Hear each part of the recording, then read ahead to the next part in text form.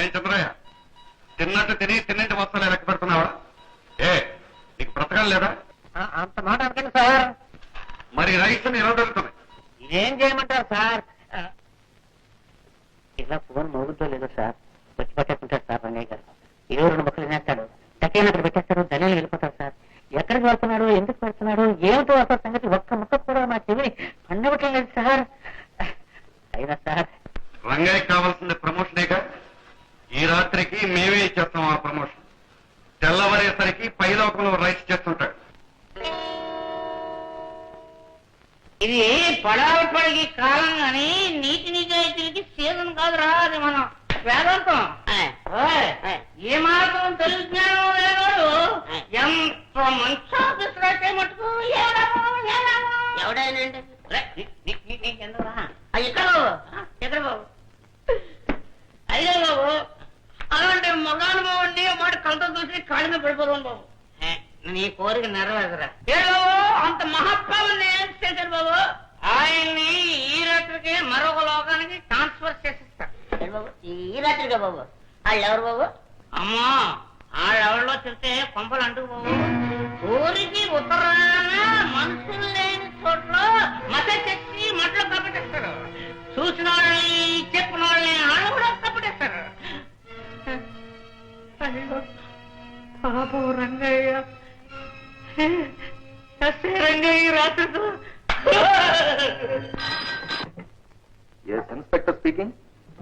ఏమిటి, ఊరికి ఉత్తరానా, మామిడి తోటలోనా? Thank you.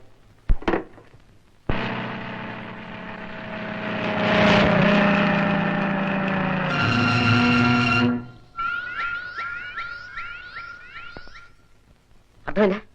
ఊరికి ఉత్తరా, మామిడి తోట. ఓకే.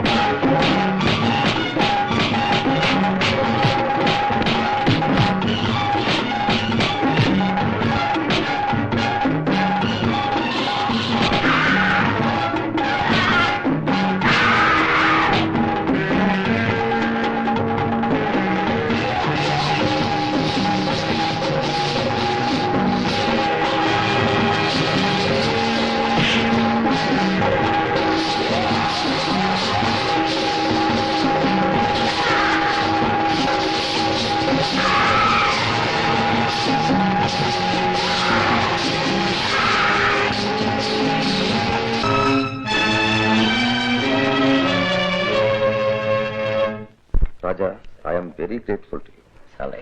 లేకపోతే ఆ అర్ధరాత్రి ఆ దిక్కు ముక్కు లేని చోట. అది సరే, ఆ వేళప్పుడు నువ్వు అక్కడికెందుకు వచ్చావు, ఎలా వచ్చావు? సాధారణంగా అది మనుషులు వచ్చే చోటు కాదు, సమయం కాదు. అసలు నేను ఆపదలో ఉన్నానని నీకెలా తెలిసింది? ఏమిటన్నా నువ్వు ఏదో పెద్ద నేరాలు చేసినట్టు ఆరాలు చేస్తున్నావు. అందరినీ అనుమానించడమేనా? ఈ పోలీసు వాళ్ళే అంతమ్మా. ఆ భగవంతుడే వచ్చి ఆదుకున్నా ఎలాగే అనుమానిస్తాను. అయితే ఇప్పుడు నువ్వు భగవంతుని అంటావు. నన్ను అడిగితే అంతకన్నా ఎక్కువే అంటాను. సరే, ఒప్పుకున్నాను. ఇంకొకటి కూడా ఒప్పుకోవాలి. ఏమిటో? ఇక నుంచి అన్నయ్యని మన ఇంట్లోనే ఉంచాలి. అవునన్నయ్య, మాకు మాత్రం ఎవరున్నారు? అది కాక నువ్వు వచ్చినప్పటి నుంచి నాన్న అన్నయ్య పోయాడన్న బాధ కూడా మర్చిపోయి సరదాగా ఉంటున్నారు. నిజానమ్మా, అక్కడ ఇక్కడ ఉండటం కంటే ఆప్యాయత ఉన్న చోట ఉండటం అనే ఆనందం ఉంది. కానీ నేను ఒప్పుకోను. ఉంటానని చెప్పు. చెప్పన్నయ్య. ఆగమ్మా, ఆగు. అతను ఉంటాననగానే సరిపోయిందా? చూడు రాజా, నువ్వు మా రాతకి అన్నవి కావడం సులభమే, కానీ ఎస్ఏ రంగయ్యకి కొడుకు కావడం మాత్రం అంత సులభం కాదు. నా బాబు మీద ఎన్ని ఆశలు పెట్టుకున్నాను, ఎన్ని కలలు కన్నాను నీకు ఇదివరకే చెప్పాను. ఇప్పుడు నేను ఎంత నిప్పు లాంటి జీవితాన్ని గడుపుతున్నానో నువ్వు ప్రత్యక్షంగా చూస్తున్నావు. ఇక్కడ నీతి నిజాయితీలు తప్ప వేరేది నిలవడానికి వీల్లేదు. స్వార్థం ఈ నీడలో కూడా రాకూడదు. అన్యాయం, అసత్యం, అడ్డదారులు మన అడుగు జాడల్లో కూడా అనిపించకూడదు. ఇక్కడ జీవితం కత్తి మీద సాము. ఆ సాము చేయగలిగితేనే ఇక్కడ ఉండే అర్హత. నేను సిద్ధంగానే ఉన్నాను. మీ ఆశల్నే ఆశయాలనే కాదు, అంతకన్నా గొప్ప వాటినే సాధిస్తాను. అంతకన్నా ఘనకార్యాలనే చేసి చూపించి మీ చేత శభాష్ అనిపించుకుంటాను. భేష్. అయితే ఈ క్షణం నుంచి ఈ రంగయ్యకి నువ్వు కన్న కొడుకు కాదు, కనుగొన్న కొడుకువి. థ్యాంక్స్ నాన్న, థ్యాంక్స్. నాన్న, కన్నావో కనుగొన్నావో నాకు మాత్రం ఒక మంచి అన్నయ్య ఇచ్చావు. అన్నయ్య,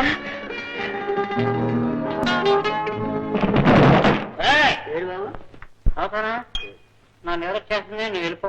బాబు, మిమ్మల్ని పండ పెట్టకుండా మీ సంగీత స్వరమైన గురక వినకుండా నేను వెళ్ళిపోతాను అనుకుంటున్నారా?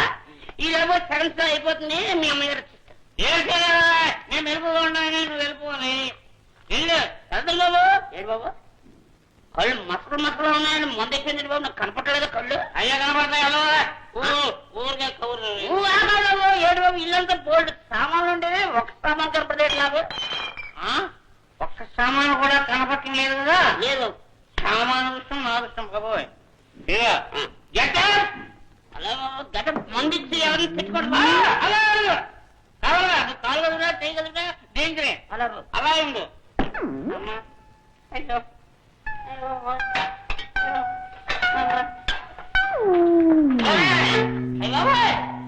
మీ మంది ఎక్కువైపోయింది బాబు. మాకు మీరు టీవీ పడుకుంటున్నారు. ఇది సామానా నా దగ్గర రాగా, నా దగ్గర రావచ్చు బాబా. మీ దగ్గర రావాల పథకం ధర్మందిరా. ఒరే ధర్మమానలు పడాలు పిడిలేదు. లేదా కంటిన్యూస్ గా 10 రోజులు వచ్చాయంటే తాగడానికి గ్లాస్ ఉండదు, తినడానికి కంట్రీ ఉండదు. నువ్వు వెళ్ళరా, వెళ్ళిపోమంటారా? వెళ్ళిపో. ఇక నువ్వు నా ఇంటికి రాగా.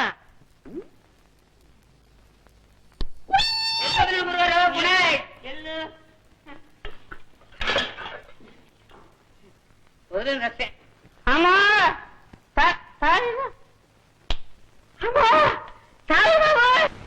మంగళాంబిదే మదబాంబురారే మధుసూదన మమ బ్రోవదేరా సను తంగి గుడి సమీర.